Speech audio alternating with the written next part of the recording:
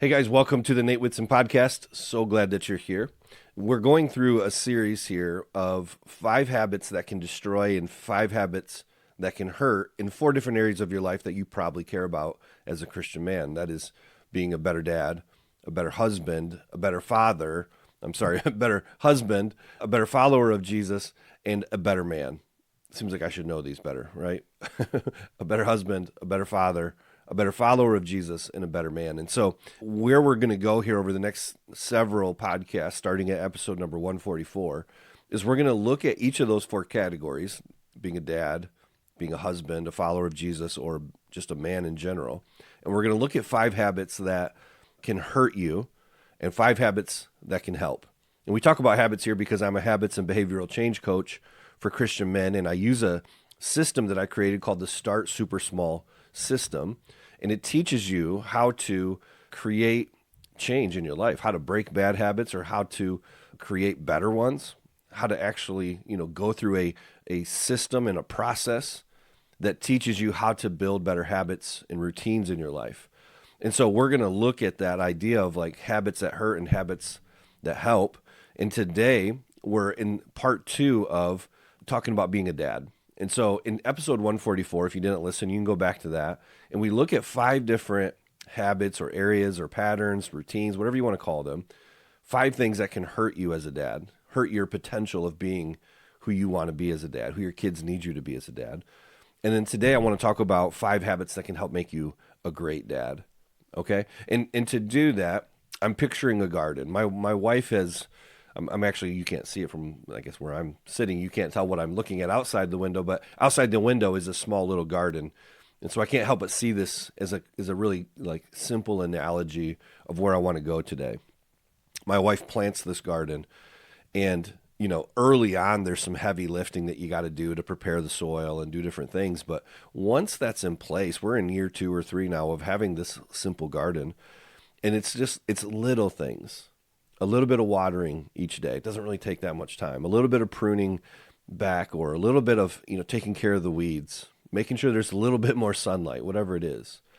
But the big stuff is kind of out of the way. Now it's really just about like, how do you make this thing flourish and grow? And the idea that came to mind as I was looking out the window at the garden was that if you tend to the garden daily and just give little bits of attention to it, that garden in time can flourish. It can become something that is very life-giving and beautiful and strong. And it just made me think that fatherhood is very similar to that approach. It doesn't require these huge moments or heroic leaps for us to build something that's beautiful and strong for our kids. Instead, like with the garden, I think fatherhood requires some simple maintenance, some basic things, some small requirements that can help you to become the dad that you want to be. Habits that can kind of be like watering the garden. Habits that can be like pruning a little bit or making sure that there's enough sunlight or whatever it is that your kids need, right? So you want to be a better dad, then today we're going to talk about 5 things, 5 habits that can help make you a great dad. And again, go back and listen to 144 if you want to have an idea of some things that could hurt you in your progress or potential there, right? Great dads, though, I want to say this up front. Great dads are not perfect, and perfection is not the goal. And it throws many of us off because we just think, man, I've failed. I've done such a terrible job up to this point. I know many of you feel so guilty today as a dad, thinking it's too late, the kids are gone, or whatever that is. And I'm just telling you, until the day you die, you are still a dad, and God still has work for you to do. Even if your kids are adults and grown and on their own, there's still work for you to do as a dad. But in particular, for those that have kids at home, these are some things that I think can particularly help you. But I want all of you, if you're a dad, to resist the idea that to be a great dad, or to be the dad that builds resilience and beautiful things from your family, that you somehow have to be perfect for that to take place. It's just not true. What I want you to start to think about, and that's what the Start Super Small system teaches, is that small habits, small changes, consistently done, can really shape the future, can really change things quickly for you. Okay? So, with that out of the way, here's 5 quick thoughts for you. Number 1, a dad's presence is so needed. One of the things that we are guilty of in our culture is we are very busy. And because of that, we feel like because we are at our kids' events or activities, that because they see us there, that maybe somehow that's enough. And that's good, right? Like being able to have your kid tell a story like my dad was always there, huge. I'm not discounting that at all. But we are so busy, wouldn't you agree? Wouldn't you even think, maybe I think, that we're too busy? We say yes to everything, thinking that more activity is what's necessary to build this garden, to build this home, right? What I really feel like is missing that can really help you to be a great dad is small deposits of your full presence. Your presence with your kids, being fully there, where, be where your feet are. We talked about that in the last episode. Be where your kids are, to look your kids in the eye, to give them your full attention just for a few minutes. That small little deposit can help make you a great dad in the eyes of your kids, right? It might just simply be 10 minutes, right? 10 minutes a day of just connecting with your kids. And one of the best things that you can do as you connect is to make great eye contact with them, right? It's like, picture the dad that sits on the couch, or he sits in his rocking chair or recliner or whatever it is, right? His comfortable spot. He gets home from work and he just wants to relax. And so he's like there and he's like, hey, what's up, kids? He's talking to them, but he's scrolling through the phone, or he picks up the newspaper or whatever it might be, turns on the TV. What I'm saying to you is 10 minutes of like real connection is a small thing, but it can be a big thing. It can mean a lot. So maybe it's just like phone-free zones for periods of time. And again, this doesn't have to be like never have your phone on. For some of you, that might be the answer. But maybe it's just like for at least 10 or 15 minutes, right? Phone-free and face-to-face. Eye contact, like genuineness. Like, how was your day? Tell me about it. And in fact, I'll say this, like one of the things I run into is I'll say to my kids, and like I'll get home from work, we'll sit around the dinner table, and I'll say like, hey, how was your day? And they'll be like, it was good. What did you do? I had school. Like typical kid stuff where you just like, you feel like you got to pull it out of them, and you do. But ask questions that make them talk more. You might just say to them like, tell me about your day. What was one thing that you learned that you thought was interesting, right? Things like that. Like figure out ways to show interest, because man, I tell you, when you do that and you're present with your kids, you don't have to do a big Disney trip to get them to go like, man, my dad really cared. He really loved me a lot, right? It's just like, I want you to focus on being fully present with your kids just a little bit each day. And I think like if you could just take that to heart, that one thing alone, if of these 5, maybe you can't do all 5, maybe you certainly don't try to do all 5 at once, but whichever one of these 5 hits you hardest, put it into practice, train like that for a while, and figure out a way to really get good at those things, right? The first one, again, practicing being fully present. I think the number 2, the second thing that I was thinking of was just like modeling integrity for your kids. We talk about here in this ministry being a man of honor. And one of the key factors of that is living with integrity in our private life and in our public life.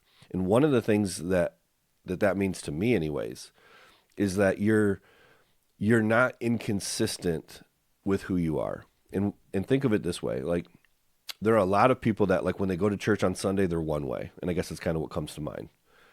You go to church and you're the dad that just says hallelujah and amen and all this church talk, but at home you curse, you're mean, right? It's just you're different. You're not the same guy.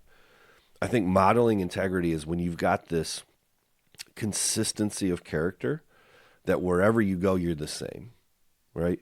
And the reason I think that that's so key is because kids, number one, read through it. They know what's real and what's not. They see what's true 6 days of the week, not just Sunday morning, right? And kids imitate what you demonstrate. And I think that's why that's so key. It's like we think that if we can say to our kids, like, you should do this because it's good for you. but there's no integrity in your life in that area. I mean, kids see through that, just like we all see through that, just like you see through that. When somebody's a phony, you know it. But how much worse when it's you, and it's you when you're the dad, right?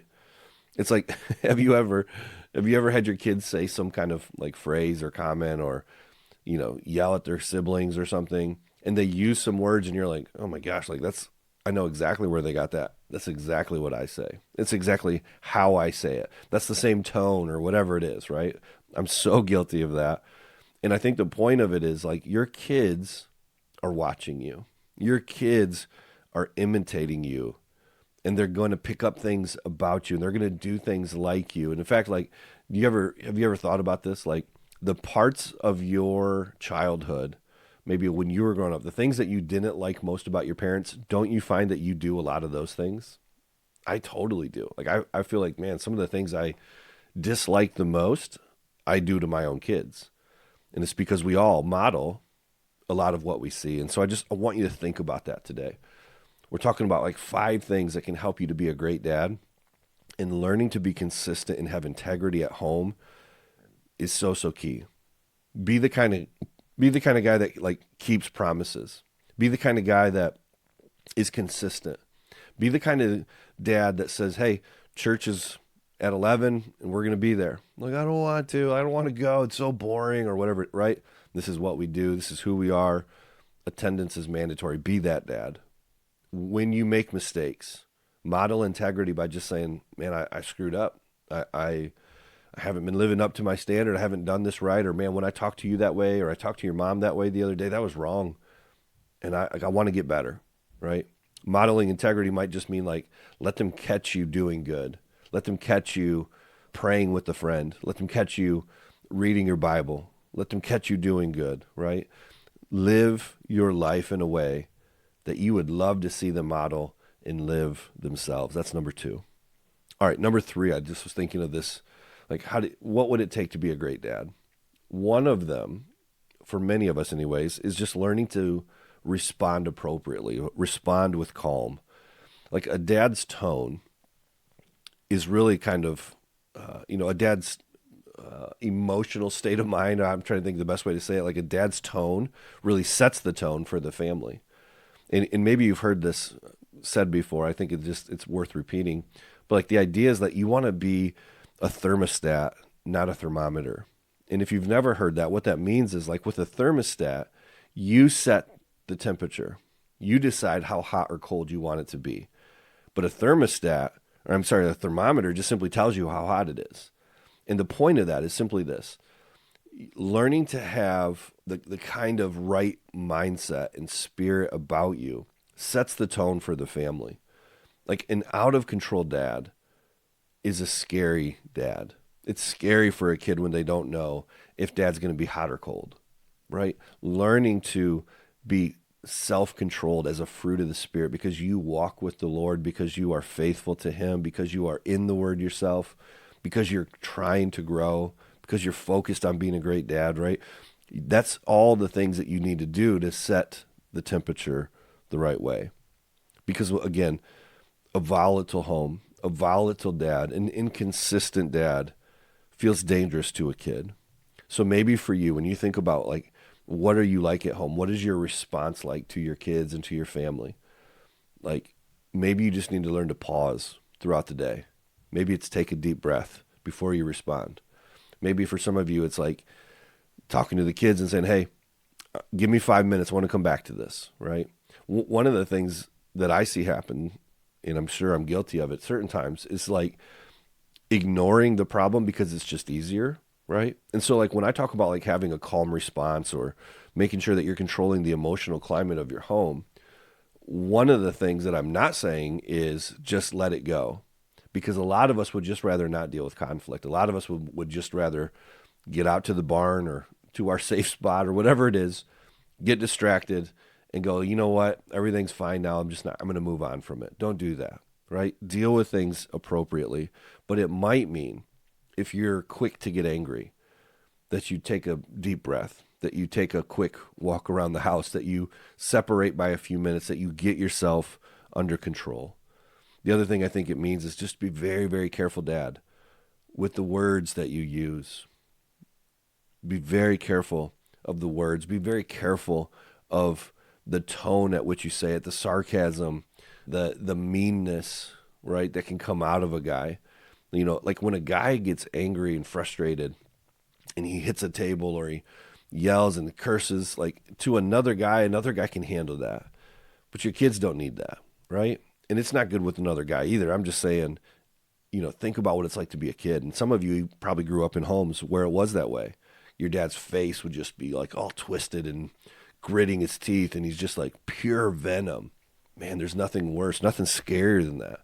And so if you want to be a great dad, watch your tone, watch your response, control the emotional temperature of your own life so that when you can set the tone in your house, that you can make sure it's the temperature that you want it. One last thing that I'm thinking here for you that might be helpful is there's a book that for us, anyways, for my wife and I, was so instrumental, and still to this day, like we think of it and use it often. But that's a book called Parenting with Love and Logic. Highly recommend it. I would say get that book, listen to it, study it, practice it. But it gives such great tools for how to respond to, you know, chaos in the home or troubles in the house, and so many things there. And so if you get a chance, read Parenting with Love and Logic. I think you'll be blessed. Hey guys, I wanted to take a quick break from the show to share with you 3 things that I think could help you to become more of the man that God meant for you to be: a better husband, a better father, and a better follower of Jesus Christ. 3 things, totally free, that I think can help you. Number 1 is our podcast. Hit the subscribe button, share them with a friend. That makes a big difference, not only in your life, but in somebody else that you care about as well. And it helps us to reach more men. Number 2, we do a free weekly newsletter that is short, it's concise, it deals with just one key question and then 3 simple action items each week that will help you to get in the fight in a really practical way. You can find that at getinthefight.club/newsletter. And then lastly, you can join our Fight Club community. This is a free private app for Christian men only, where you can talk to guys and get involved with guys' lives from all around the world who are just like you, trying to get in the fight to be better men for Christ. You get things like daily devos, weekly challenges, monthly gatherings, small groups, so much more. It's kind of like a Facebook group, but exclusively for Christian men, and it's totally awesome, and it's totally free. getinthefight.club/join and check it out. Get more today. So subscribe to the YouTube channel, get our newsletter, get involved in our Fight Club. Totally free things to help you to get in the fight and win today. All right, that's it for now. Thanks for listening. Back to the show. All right, number 4, you want to be a great dad, be an encourager. One of the things I'm super guilty of, and I hate this about me, is that I know I can be negative because I see, like, for example, like I want my house clean. And it's not very clean because there's lots of us and not everybody feels the way I do about that. And so I can tend to be a nag versus an encourager. I can tend to be like, see the trouble before I see like the progress, that kind of thing, right? And I just think like the opposite of that is a guy that just understands that his words, his tone, his encouragement is so critical. And so like maybe it's not worrying as much about the little things. I'm speaking to me. And learning to just know like an encouraging dad who has a calm response and is a consistent dad, all the things that we're talking about, makes for a great dad. Think about this, by the way, being an encouraging dad. Do you remember in Scripture when Jesus starts his ministry and he goes down and he's baptized and he comes out of the water and his father speaks audibly into the world? One of, I think, only 2 times that he does this, but he speaks audibly and he says, "This is my son, and I'm so proud of him. I'm so pleased." Man, the words of a father like that to a kid is life-changing. In the same way, if you take it the negative way, a dad who's not an encourager, a dad who's always critical, a dad who never says, "I'm so proud of you," never says, "I love you," because you know what? He goes, "I never had that as a kid. I was raised that way. It just doesn't come naturally to me, so I'm not going to give it to you either," right? That's very common. It's very common, but there's nothing in this whole world to your kids that's more affirming and necessary than, hey, no matter what, we're ride or die. Like, I love you regardless, right? Whatever your choices are, I may not be happy with them. I might disagree with you to the end, but I will never stop loving you. I can't help but love you, right? Whatever those words look like for you, that you would speak them, that you would let them know that you're so proud. It also made me think this too, like learning to encourage your kids and speak words, powerful words of affirmation about like the right things, not the victories necessarily. Like for example, like if a kid wins, you're like, man, I'm so proud that you won that game. Not that you shouldn't say that, but make sure that there's follow through of like, man, I love the way that you support people, or, the character parts of a kid. Because if they start to go like, man, my dad always loved me as long as I was winning, that might turn into years and years of trying to win at everything, trying to somehow appease your dad who only gave you praise when you won, right? Even if that's not what the dad intended from that, that happens all the time. And so I'm just saying, like, think about being an encourager, but encourage them for the right things as well. The character of who they are, their devotion to Christ, their love for people, all of those things. Think about that. Another thing in this that I'd heard years ago that I think is so good and could be so helpful for you today to be a great dad is learning to give, 9 positive, encouraging, affirming, helpful, positive things for every one criticism or discipline or negative that you have to give. And again, there are absolutely times that dads need to step in and be like, nope, knock it off, cut it out, right? Whatever that is, discipline, step in, do the hard thing, not try to be your buddy, right, with your kid. Like all of that's necessary. There are times for all of that. My point is like, go heavy on encouragement first. That's all. Make sure that you're not a dad that sees the trouble first, never notices like, man, I'm really proud of the way that you just took care of that without me having to ask. That means so much to me. Like, wow, the way that you're treating your younger sibling, like kids just don't do that anymore. It's amazing that you're like that. I'm so proud of you for the way you love them, or whatever it is, right? Think about how often you can be an encourager first. Last thing here is just like learning to celebrate small wins with them again along the way. And that might just be what I just kind of was off the cuff talking about there. Notice when they do things that make you proud and then say it out loud. Notice small things that they do that make you proud and then say it out loud. There's something about publicly praising a kid, and publicly is just meaning like out loud where their siblings hear, their mom hears, other people are hearing you say positive, great things. It's like when God said to Jesus, I'm so proud of you. This is my son. This is my boy. I'm so proud, right? Whatever it is. It's so powerful.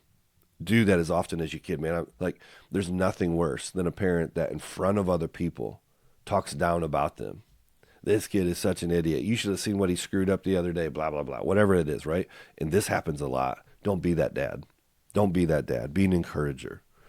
Last thing, number 5, you want to be a great dad, be real. Be vulnerable with your kids. Let them in on the good and on the bad, right? But especially as they grow and get older and they can handle more of the real stories, let them know that you struggle, even if it's not the details, right? Like you may not say, man, I struggle with pornography, and they don't quite know what that even is yet, or how to struggle, what that means, or whatever, right? Like, but you might just say, man, I struggle sometimes to look at things I shouldn't too. I know what it's like to be tempted to go out and drink with your friends. I was a kid too, and there's a few times I screwed up with that, or whatever it is. I'm just spitballing here. But let them in. There's something really important, I think, about being a great dad that, again, doesn't have to be perfect. Your kids don't expect perfection. That typically comes from your own internal pressure. But when you let a kid see that you're vulnerable, that you've actually got emotions, not just anger ones, but like deeper connecting ones, like, tears and sorrow and just genuine regret, or whatever those things are. Like, man, the kids are going like, man, like my dad, like, is very honest with me. My dad's very real with me. Right. And it allows them, I think, to be real with you. Because again, if you never do it, it's just always like, be better or whatever. They can't relate. They think you can't relate to them. Right. They would say something like in their head, like, I can't tell my dad that. He would never understand. But the more real and honest you are, the more stories you tell of your own humility and your own openness and struggles, again, when it's appropriate and how it's appropriate, it just builds trust and it builds openness. And I think it helps you to be a better dad, right? So share your struggles appropriately. Learn to apologize quickly. Learn to Be clear about it. Like, man, I was wrong. I screwed up, right? Learn to normalize emotions, even crying if necessary, when it's appropriate, right? Let them see your struggles, and then let them see that you're a man that is continually fighting to be a better dad. That's going to be so powerful to them later. They may not even know it in the moment, but later when they imitate the things that they've grown up seeing, guess what they're going to pass on? They're going to be the same kind of people that like model being present. They're going to be the same kind of people that raise kids that are, and they're working on being full of integrity and consistent in their own life. They're going to be the kind of parents that grow to have like a calm response because that's what they watched happen with you. They're going to be the kind of parents that are encouraging, right, and speak life. And they're going to be the kind of parents that also, just like you, are real and vulnerable. That's my hope for me. And again, I when I speak these things, I speak to me first and foremost. And I simply share with you things that I'm trying to study and learn because I want to be a better dad. And if you're a Christian man today that's trying to be a better dad, just remember this.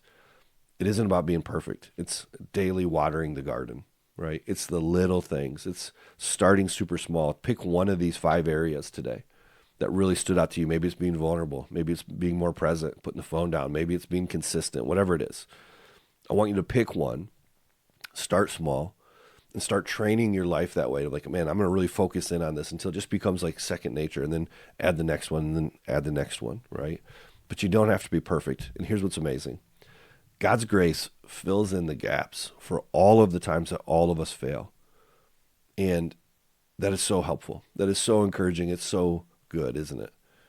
You don't have to be perfect. You just have to be faithful, to follow God with all that you have, to trust in him, and to do the very best you can with his power in your life to be the better dad that you're supposed to be. And if you'll do that, he fills in the gaps.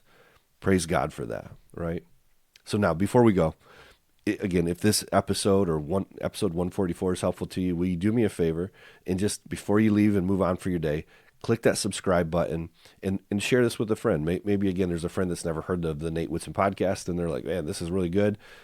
Share it with them if you feel like that was the case. That makes a big difference for us. But, man, I'm so grateful that you're here. Thank you for listening. Get in the fight and be the best dad that you can be this week. All right, we'll see you soon. Hey, guys, thanks so much for being here today and listening to the show. Please be sure to head over to the website at getinthefight.club. And before you go, if you haven't already, please subscribe, click the like button, and leave us a positive 5-star review. It makes a huge difference whenever you do. Have a great day. Go get in the fight.